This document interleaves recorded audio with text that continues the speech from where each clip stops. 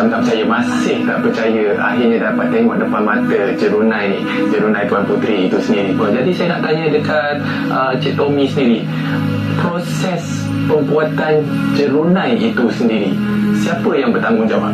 Kalau mengikut cerita Tuan Puteri ni, proses pembuatan tu tadi sememangnya dia adalah dimiliki oleh seorang puteri kan. Lepas tu biasanya orang-orang kampung yang bergotong royong tadi atas titah apa yang dibagi tahu oleh ayahanda kepada Tuan Puteri. Masuk akal lah kan. Jadi sekarang ni bila saya dah tengok depan mata, baru saya dapat bayangkan macam mana cerita Encik Tommy tadi sikit. Encik Tommy kata tanahnya seperti yang tanah di bawah tu digali dan kemudian dicampakkan seorang perempuan. Sebab yang ni kisah dia dua orang perempuan yang dikorbankan seperti yang saya cerita tadi kan, iaitu pengasuh dia. Jadi salah satu pengasuhnya digali dan dicampak di dalam ini, dalam tu. Boleh dekat lagi, kita boleh dekat lagi. Okey, seorang terus dihumban lah dalam ni. Okey, sebelum didirikan ni. Okey, lepas tu barulah dipacahkan dengan tiang jeruni. Cimbauan sukat tu, sukat macam ni. Okey, saya ni tinggi dan tangan saya agak panjang juga lah.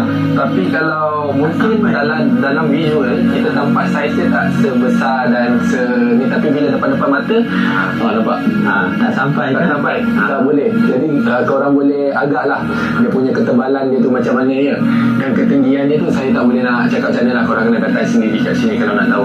Okey, akhirnya terima kasih Cik Tommy. Tapi akhirnya Cik Tommy telah berjaya merealisasikan impian saya untuk melihat sendiri Jerunai Tuan Puteri di depan mata saya. Jadi sekarang ni saya nak bawa korang semua menonton Pelikpedia untuk kita melihat Jerunai yang lain pula selain daripada Jerunai Tuan Puteri yang anda lihat di depan ni. Okey.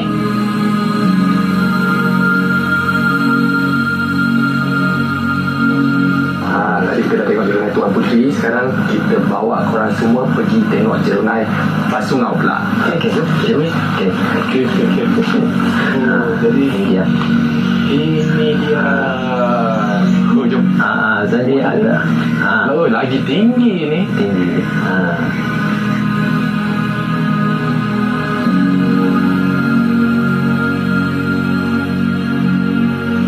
Jadi Cik Tommy, sekarang ni di hadapan kita ni merupakan Jerunai Basungau.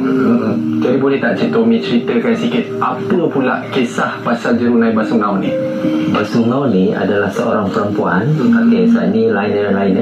Yang tadi dikorbankan adalah pengasuh Tuan Puteri. Dua orang perempuan atas, perempuan bawah. Betul. Yang ini adalah lelaki bawah dan perempuan atas. So perempuan yang atas tu yang dikorbankan itulah yang dikenali sebagai Basungau. Dia perempuan. Yang ini adalah atas dasar paksaan. Satulah saya cerita tadi. Cuma Jerunai Tuan Puteri dia adalah sukarela. Betul. Untuk dikorbankan. Ya, betul. Okey, sebab dia pengasuh, tak ada lagi yang nak diasuh dia. Betul. Tapi ini adalah atas dasar paksaan, iaitu golongan hamba abdi. Makanya tadi Basungau tu adalah hamba abdi. Nama dia adalah Basungau. Pastinya akan ada rayuan Basungau tadi kepada penduduk kampung yang lalu lalang tadi Untuk menyelamatkan dia. Sebab dia ni dahaga. Okey, makanya tadi atas dahaga dan laparnya tadi, maka Basungau pun merayu kepada yang lalu lalang, penduduk kampung yang lalu lalang tadi. Apa tu, percikkan tinggi-tinggi pengayuh kalian, bagikan aku setitik air, sebab aku dahaga dan lapar.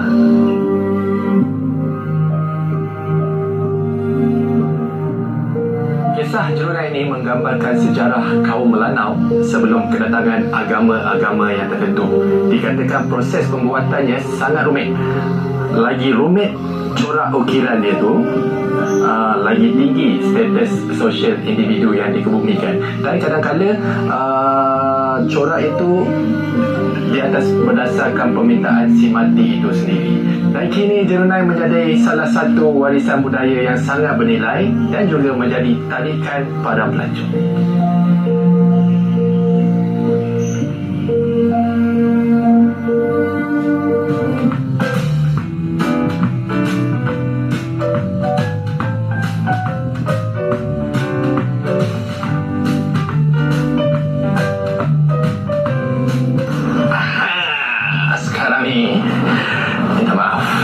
sebab saya sangat teruja.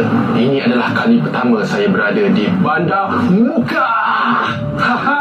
Jadi sekarang ni saya dalam perjalanan untuk ke Kampung Telian untuk berjumpa dengan penghulu Kampung Telian dan Telian Tengah.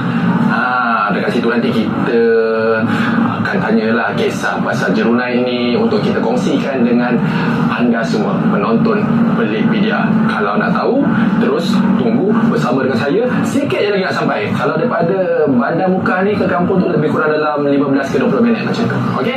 Sikit lagi.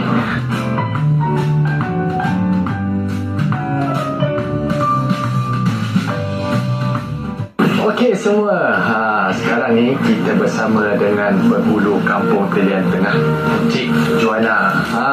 Cik Joanna, terima kasih kerana sudi bekerjasama dengan kami, sudi meluangkan masa. Jadi untuk penonton-penonton Pelikpedia di luar sana, Cik Joanna boleh kenalkan diri sikit, umur dan peranan sebagai penghulu kampung di sini bagaimana?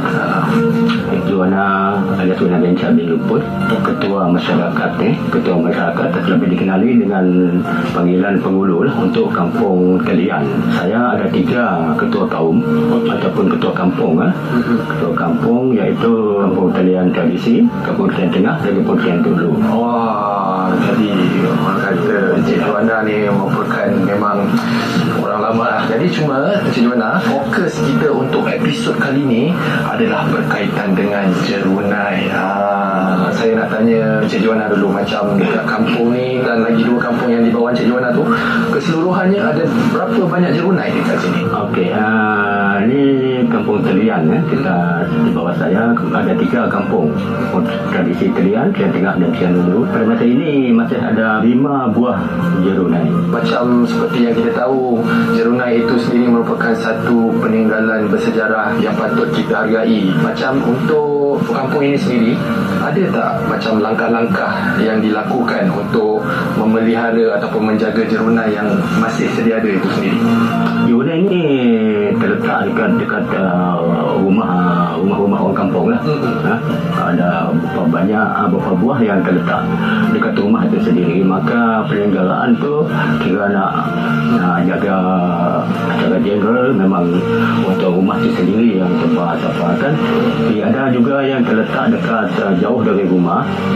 Kalau dulu dia kadang-kadang terbiar, maka kita dah buat gotong royong. Lepas gotong royong tu tahun 2018 barulah rupa nak Jerunai itu nampak baik, terjaga lah. So yang sepatutnya menjaga ini adalah ketua kaum dalam kawasan masing-masing lah. Itu saya ada baca juga, orang kata ukiran tu pun bukan biasa-biasa, lagi rumit ukiran tu, lagi banyak corak ukiran tu, dia melambangkan status sosial individu tu. Maksudnya dia makin lagi berpengaruh. Betul. Dia tak sama. Dia tak sama kan. Dia tak sama. Semua ukiran tu tak sama. Ada yang bisa flora fauna, ada yang binatang dan sebagainya. Ya. Okey. Terima kasih banyak Cik Joanna atas penjelasan yang sangat orang kata terperinci. Kami daripada sini sangat-sangat hargai sangat. Jadi okey, penonton-penonton Pelikpedia, kita jumpa sebentar lagi.